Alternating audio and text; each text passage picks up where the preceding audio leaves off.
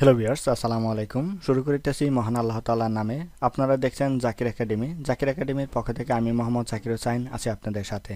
বন্ধুরা, আজকে আমি আপনাদের মাঝে আবারও একটি নতুন টিউটোরিয়াল পর্ব নিয়ে চলে আসলাম। আজকের আমাদের এক্সেলের ধারাবাহিক টিউটোরিয়ালের 11তম ক্লাস। বন্ধুরা, এই 11তম ক্লাসে আমি যে বিষয়গুলো নিয়ে আজ আলোচনা করব সেই বিষয়গুলো হচ্ছে লার্জ অ্যান্ড স্মল এবং কাউন্ট ফাংশন, ডাটা র্যাঙ্কিং। এই তিনটি বিষয় নিয়ে আলোচনা করব ইনশাআল্লাহ। তো অবশ্যই ধৈর্য সহকারে শুরু থেকে শেষ পর্যন্ত ভিডিওটি দেখার অনুরোধ রইল।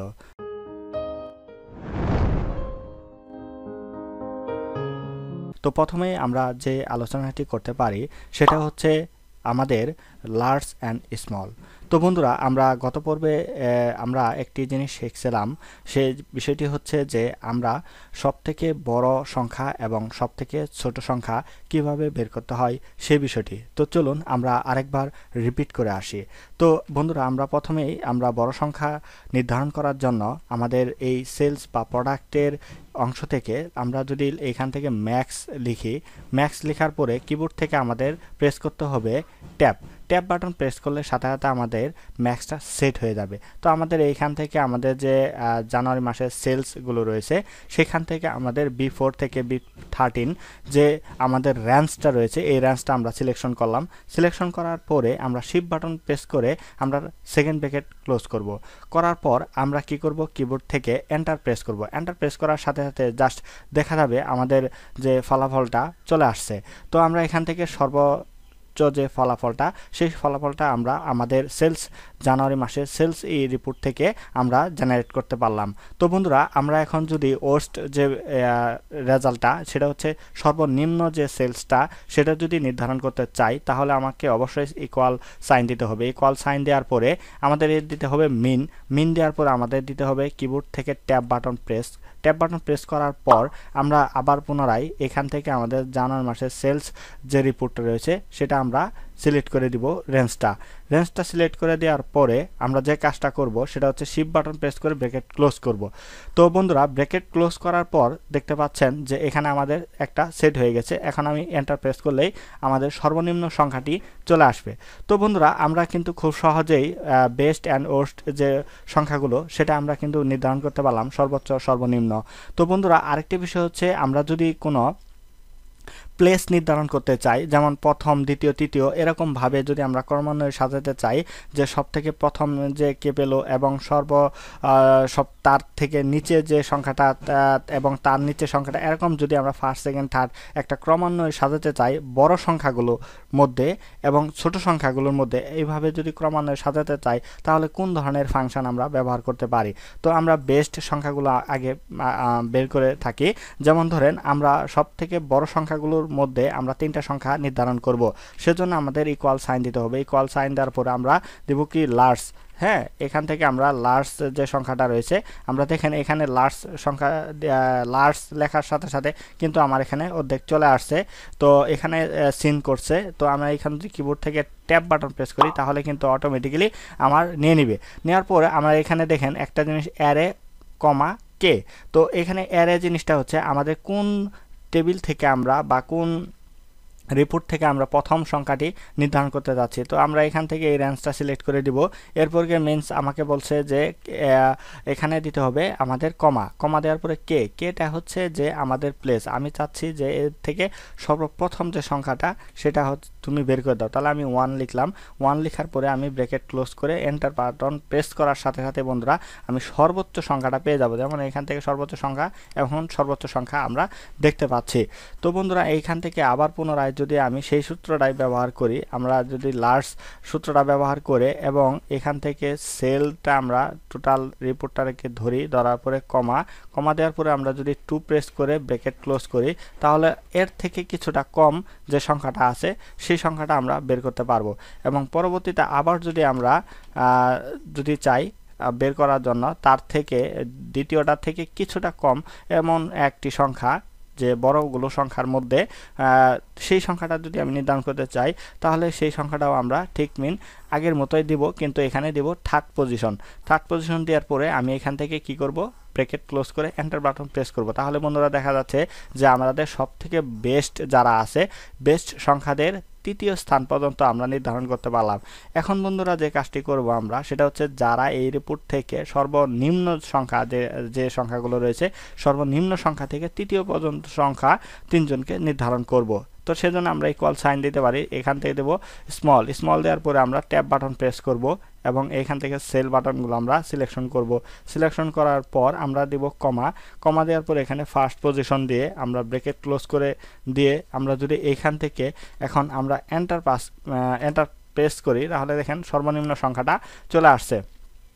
তো তারপরে দেখেন আমাদের যে সংখ্যাটা নির্ধারণ করতে হবে এখন সেটা হচ্ছে সবথেকে নিম্নমানের দ্বিতীয় সংখ্যাটা। সেজন্য আমরা আবার কি করব, এখান থেকে আমরা আমাদের ফাংশনটা দিব, দেওয়ার পর আমাদের এখানে রেঞ্জটা ধরবো, রেঞ্জ ধরার পর আমরা জাস্ট কমা দেব, কমা দেওয়ার পরে সেকেন্ড পজিশন দেওয়ার পরে আমরা ব্র্যাকেট দিয়ে আমরা জাস্ট এন্টার প্রেস করব। তাহলে দেখেন আমার সেকেন্ড পজিশনটা চলে আসছে। আবার যদি আমরা এখান থেকে আবার ট্যাব বাটন প্রেস করে আমরা রেঞ্জটাকে ধরার পরে কমা দেব, কমা দেওয়ার পরে থার্ড পজিশন দিয়ে আমরা যদি ব্র্যাকেটটাকে ক্লোজ করে দিয়ে এন্টার প্রেস করি তাহলে বন্ধুরা দেখেন তাহলে কিন্তু খুব সহজে সুন্দরভাবে কিন্তু আমরা আমাদের পজিশনগুলো এবং সর্বোচ্চ সংখ্যা, সর্বনিম্ন সংখ্যা এবং সর্বোচ্চ সংখ্যাদের মধ্যে 3 জন প্লেস এবং সর্বনিম্ন সংখ্যাদের মধ্যে 3 জন প্লেস। তো আমরা খুব সুন্দরভাবে লার্জ অ্যান্ড স্মল ফাংশন দিয়ে আমরা এই চমৎকার একটি ক্যালকুলেশন করে ফেললাম। তো বন্ধুরা আমাদের নেক্সট যে পরবর্তী যে বিষয়টি সেটা হচ্ছে আমাদের কাউন্ট ফাংশন।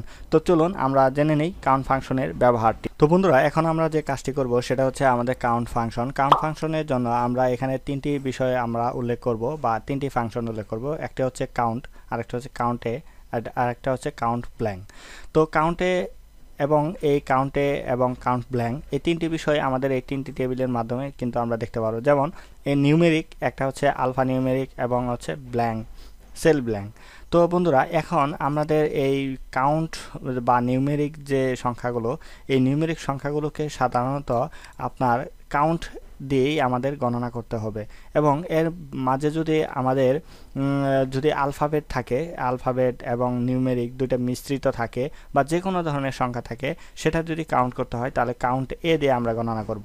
এবং আমাদের এখানে সেল মিসিং সংখ্যাটা বা কয়টা সেল ফাঁকা আছে এতগুলা সেলের মধ্যে, তাহলে সেটা যদি আমরা কাউন্ট করতে চাই তাহলে কাউন্ট ব্ল্যাঙ্ক দিয়ে আমরা এটা গণনা করতে পারি। তো চলুন আমরা কিভাবে কাজটি করতে হয় সেটা একটু শিখে নেই। তো প্রথমে আমাদের যে কাজটা করতে হবে আমরা এখানে ইকুয়াল দেব, ইকুয়াল দেওয়ার পরে আমাদের অবশ্যই এখানে কাউন্ট লিখতে হবে।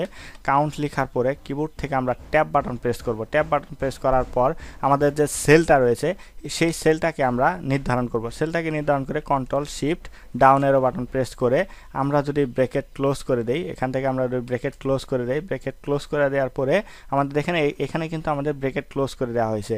তো আমরা কিন্তু উপরের দিকে আর যাব না, আমরা সরাসরি এখান থেকে এই ফাংশন যে বাটন রয়েছে ফাংশন বাটনে আমরা কিন্তু ব্র্যাকেট ক্লোজ করে এন্টার বাটন প্রেস করার সাথে সাথে কিন্তু আমাদের এখানে রেজাল্টটা চলে আসছে। দেখেন এখানে কিন্তু 500, কিন্তু এখানে যদি আমি একটা ব্ল্যাঙ্ক করে দেই তাহলে একটা কমে যাবে। আবার অথবা এখানে যদি আমি যে কোনো ধরনের একটা অ্যালফাবেট অক্ষর দিই তো সেক্ষেত্রে কিন্তু একটা কমে যাবে, তার মানে এখানে দুটো মিসিং হয়ে গেছে। কারণ এই কাউন্ট শুধু আপনার নিউমেরিককেই কাউন্ট করবে, আপনার অন্য কোনো সংখ্যাকে কাউন্ট সে করতে পারবে না, তার এই ক্ষমতা নেই। তো আপনার যদি বিভিন্ন ধরনের মিশ্রিত থাকে সংখ্যা সেক্ষেত্রে আপনি কিভাবে কাউন্ট করতে পারেন। তো সেজন্য অবশ্যই আপনাকে যে সংখ্যাটা করতে হবে, যে ফাংশনটার সহায়তা নিতে হবে সেটা হচ্ছে আপনার কাউন্টে নেওয়ার পরে ট্যাব বাটন প্রেস করে ধরে আমরা পুনরায় আগের মতো control shift down arrow button দিয়ে আমরা যদি এখন শিফট ধরে আমরা ব্র্যাকেট ক্লোজ করে দেওয়ার আমরা এন্টার প্রেস করি তাহলে দেখতে পারবো বন্ধুরা এখানে কিন্তু আমাদের টোটাল যে কাউন্ট যে ফাংশনটা সেটা কিন্তু অলরেডি চলে আসছে। ঠিক তদ্রূপ আমরা যদি কোনো ব্ল্যাঙ্ক ঘরকে আমরা যদি কাউন্ট করতে যাই সেক্ষেত্রে অবশ্যই আপনাকে যে কাজটা করতে হবে সেটা হচ্ছে আমাদের ইকুয়াল দিতে হবে। ইকুয়াল দিয়ে আমাদের কাউন্ট ব্ল্যাঙ্ক দেওয়ার পরে আমাদের এখান থেকে ঠিক পূর্বের মতোই আমাদের এই সেলটাকে ধরতে হবে। এখানে ক্লিক করে ধরে control shift arrow button press করে যদি আমরা ধরি তাহলে কিন্তু এই ব্ল্যাঙ্ক পর্যন্তই আসবে। তো অবশ্যই এখানে কিন্তু এটা এইভাবে দিলে আপনার কাজ হবে না, অবশ্য আপনার সর্বশেষ যে আপনার সেলটি রয়েছে সর্বশেষ সেলটি সেই সেলটিকে আপনাকে দেখতে হবে। যেমন ধরেন আমরা যদি একটু এদিকে আসি, নিচের দিকে আসার পরে দেখতে পাচ্ছি আমরা 507 নাম্বার সেল আমাদের এখানে কাউন্ট রয়েছে। তার মানে আমরা যদি এখানে সি কলামে আসি, এখান থেকে সি কলামে আসার পরে আমাদের 507 এখানে লিখে দিতে হবে, 507। অবশ্যই আপনাকে এটা একটু মনে রাখতে হবে, কারণ আমাদের ওইভাবে যদি আমরা শর্টকাটে সিলেকশন করি সেটা ব্ল্যাঙ্ক থাকলে সেটা পুনরায় সিলেক্ট হবে না, বারবার আটকে যাবে।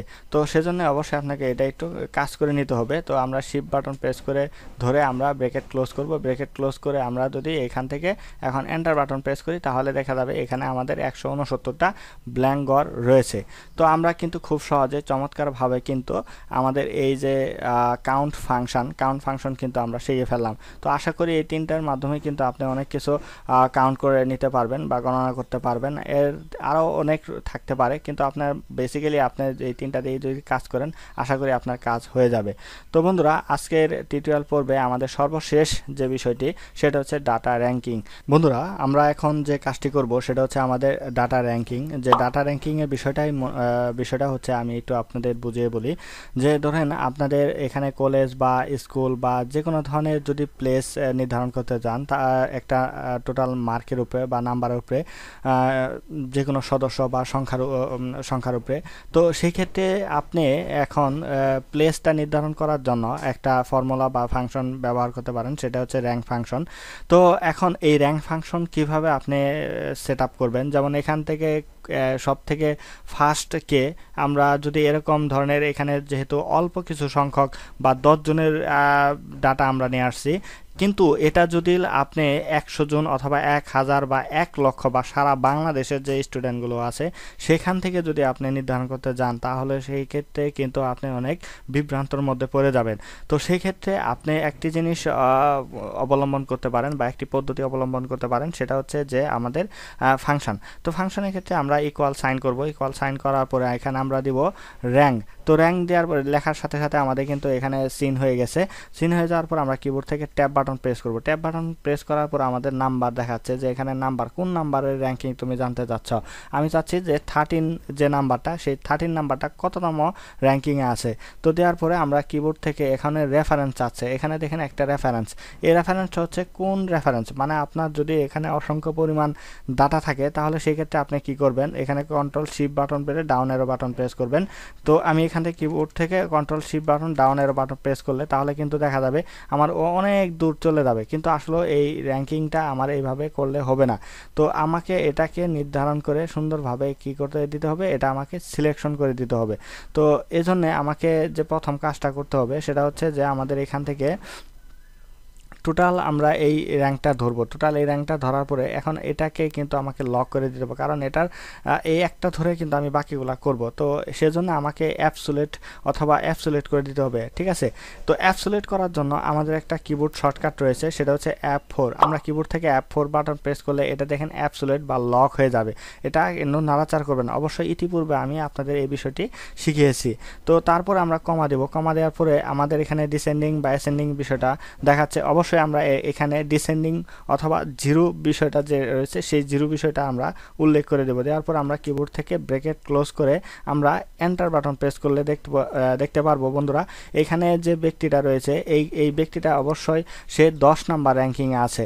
তো 10 নাম্বার র্যাঙ্কিংয়ে থাকার পর আমরা যদি এখান থেকে জাস্ট আমরা ড্রাগ করে ধরে এভাবে টান দেই তাহলে দেখা যাবে যে এখানে 1 নাম্বার পজিশনে কে আছে। 1 নাম্বার পজিশনে কিন্তু এই লোকটা বা এই স্টুডেন্টটা রয়েছে। তো আমরা যদি এটা আরও একটু ভালোভাবে যদি আমরা একটু আইডেন্টি করতে যাই, যেমন ধরেন আমরা এটাকে সিলেক্ট করলাম। সিলেক্ট করার পরে কন্ডিশনাল ফরম্যাটিং থেকে আমরা যদি একটু জাস্ট কালার করে দেই, এটা যদি কালার করে দেই তাহলে দেখতে পারবো যে আমাদের পজিশনটা খুব চমৎকারভাবে চলে আসছে। যেমন প্রথম যে গ্রিনটা সেটা হচ্ছে আপনাদের ফুল, তারপরে একটু হালকা যেটা একটু এইভাবে কিন্তু ক্রমান্বয়ে আমরা খুব চমৎকারভাবে সুন্দরভাবে কিন্তু আমরা সিরিয়ালটা মেনটেন করতে পারলাম বা সাজাতে পারলাম। তো বন্ধুরা, আজকে টিউটোরিয়াল পর্বে আমি আপনাদের 3টি বিষয় নিয়ে আলোচনা করার চেষ্টা করলাম। এই 3টি বিষয় যদি আপনি ভালোভাবে বুঝতে পারেন তাহলে অবশ্যই আপনার কাজের মান অনেক গুণ হারে আপনার উন্নত হবে। অবশ্যই ভিডিওটি যদি আপনাদের কাছে হেল্পফুল মনে হয়ে থাকে তাহলে অবশ্যই আমাদের ভিডিওতে একটি লাইক, কমেন্ট এবং শেয়ার করতে ভুলবেন না। অবশ্যই বন্ধুরা, নিজে শিখুন এবং অন্যকে শিখতে সহায়তা করতে ভিডিওটি শেয়ার করে দিন।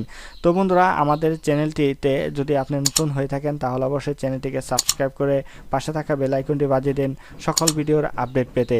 তো বন্ধুরা, আজকে টিউটোরিয়াল পর্বে এতটুকু ছিল এবং আগামী পর্ব দেখার আমন্ত্রণ জানিয়ে আজ বিদায় নিচ্ছি। সবাই ভালো থাকবেন, সুস্থ থাকবেন। আল্লাহ হাফেজ।